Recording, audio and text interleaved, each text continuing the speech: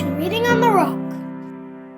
Hello, my friends, and welcome to Reading on the Rock here at Covenant United Methodist Church. I'm Reverend Ann Kemper, pastor here at Covenant. And tonight we're going to continue our series of favorite children's stories. Maybe it's a favorite story someone heard as a child or read in school. Covenant places a high priority on children's literacy and on finding ways God appears to us in simple ways, even within the pages of a children's book. I know you are going to enjoy tonight's story. Good evening and welcome to Reading on the Rock. I am Bob Kerr, Ministry Coordinator here at Covenant, and with me tonight is Sabrina. And what book are you reading tonight? A Bad Case of Stripes by David Shin.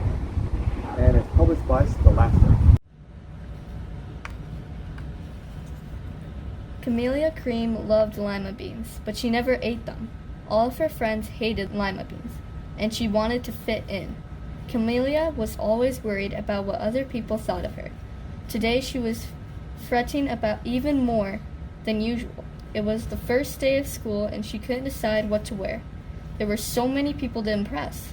She tried on 42 outfits, but none seemed quite right. She put on a pretty red dress and looked in the mirror. Then she screamed. Her mother ran into the room, and she screamed too. "Oh my heavens," she cried. "You're completely covered with stripes." This was certainly true. Camellia was striped from head to toe. She looked like a rainbow. Mrs. Cream felt Camelia's forehead. "Do you feel all right?" she asked. "I feel fine," Camellia answered. "But just look at me." "You get back in bed this instant," her mother ordered. "You're not going to school today." Camellia was relieved. She didn't want to miss the first day of school, but she was afraid of what others would say, and she had no idea what to wear with those crazy stripes. That afternoon, Dr. Bumble came to examine Camellia. "Most extraordinary," he exclaimed. "I've never seen anything like it. Are you having any coughing, sneezing, runny nose, aches, pains, chills, hot flashes, dizziness, drowsiness, shortness of breath, or uncontrollable twitching?" "No," Camellia told him. "I feel fine." "Well then," Dr. Bumble said, turning to Mrs. Cream, "I don't see any reason why she shouldn't go to school tomorrow. Here's some ointment that should help clear up those stripes in a few days. If it doesn't, you know where to reach me." And off he went. The next day was a disaster. Everyone at school laughed at Camellia.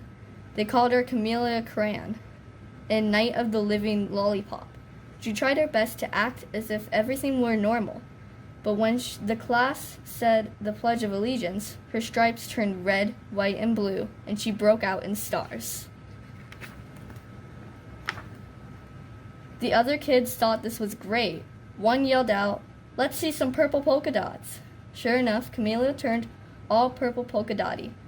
Someone else shouted, "Checkerboard," and a pattern of squares covered her skin. Soon enough, everyone was calling out different shapes and colors, and poor Camellia was changing faster than you can change channels on a TV. That night, Mr. Harms, the school principal, called. "I'm sorry, Mrs. Cream," he said. "I'm going to have to ask you to keep Camellia home from school. She's just too much of a distraction. And I've been getting calls from the other parents. They're afraid those stripes might be contagious." Camellia was so embarrassed, she couldn't believe that 2 days ago everyone liked her. Now nobody wanted to be in the same room with her. Her father tried to make her feel better. "Is there anything I can get you, sweetheart?" he asked. "No, thank you," sighed Camellia. What she really wanted was a nice palette of lima beans, but she had been laughed at enough for one day.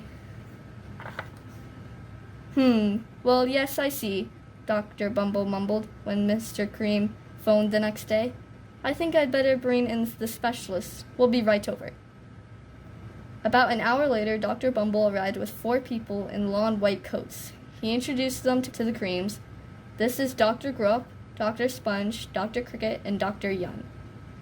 Then the specialist went to work on Camellia. They squeezed and jabbed and tapped and tested. It was very uncomfortable. "Well, it's not the mumps," concluded Dr. Grupp, Or the measles, said Dr. Sponge. Definitely not chickenpox, put in Dr. Cricket. Or sunburn, said Dr. Young. Try these, said the specialist. They each handed her a bottle filled with different colored pills. Take one of each before bed, said Dr. Grop. Then they filed out the front door, followed by Dr. Bumble. That night, Camellia took her medicine. It was awful. When she woke up the next morning, she didn't feel different, but when she got dressed, her clothes didn't fit right. She looked in the mirror, and there staring back at her was a giant multicolored pill with her face on it. Dr. Bumble rushed over as soon as Mrs. Cream called. But this time, instead of the specialists, he brought the experts. Dr. Gourd and Mr. Mellon were the finest scientific minds in the land. Once again, Camellia was poked and prodded, looked at, and listened to. The experts wrote down lots of numbers, then they huddled together and whispered. Dr. Gourd finally spoke. It might be a virus, he announced, with authority. Suddenly, fuzzy little virus balls appeared all around Camellia. Or possibly some sort of bacteria, said Mr. Mellon. Out popped squiggly little bacteria tails. Or it could be a fungus, added Dr. Gourd. Instantly, Camellia was covered with different colored fungus blotches. The experts looked at Camellia, then at each other. We need to go over these numbers again. Back to the lab, Dr. Gourd explained. We'll call you when we know something. But the experts didn't have a clue, much less a cure. By now, the TV news had found out about Camellia. Reporters from every channel were outside her house, telling the story of the bizarre case of an incredible changing kid.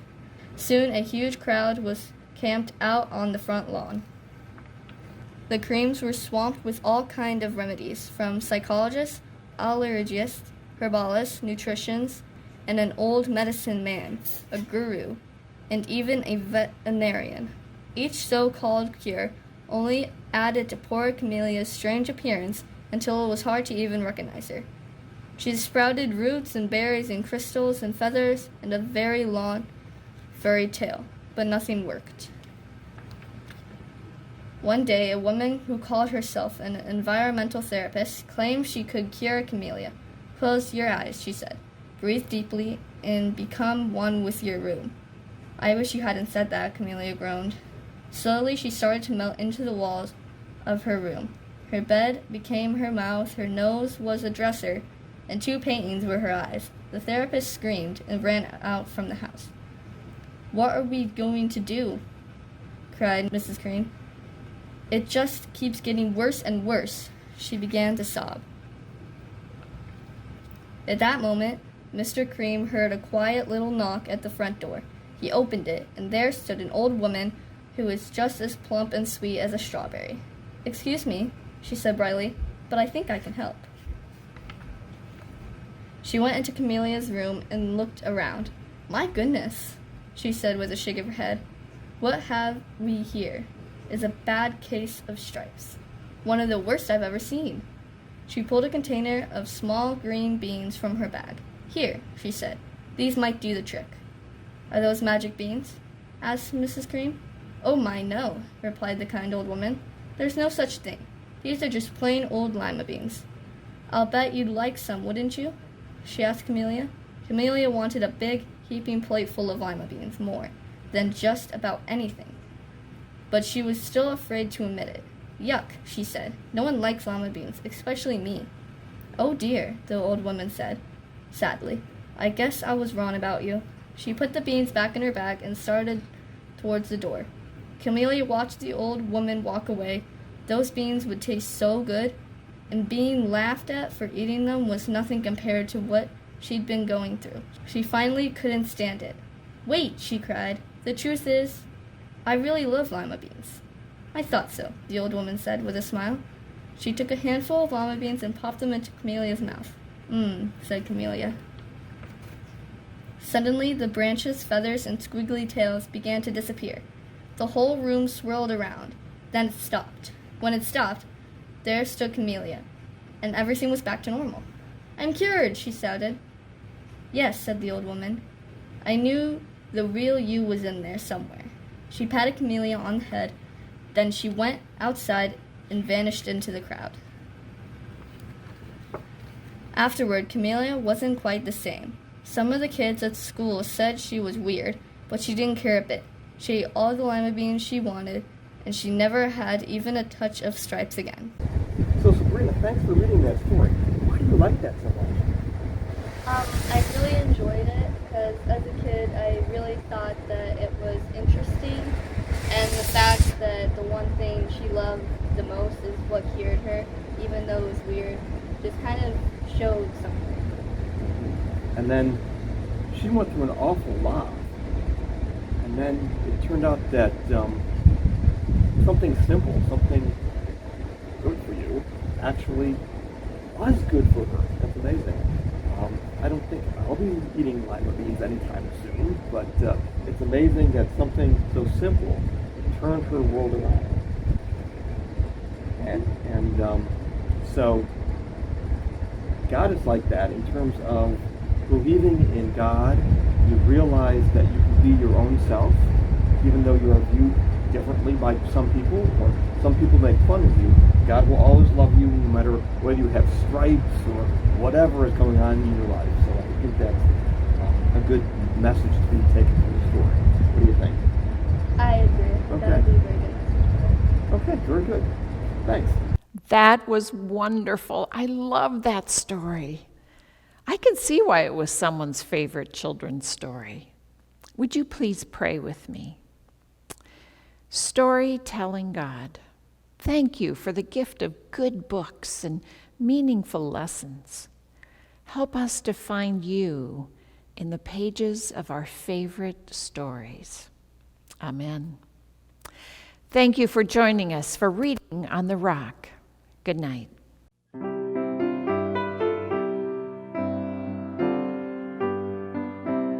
Reading on the Rock is presented by Covenant United Methodist Church in Rochester, New York. If you like Reading on the Rock, please give a donation on our website, covenantroc.org.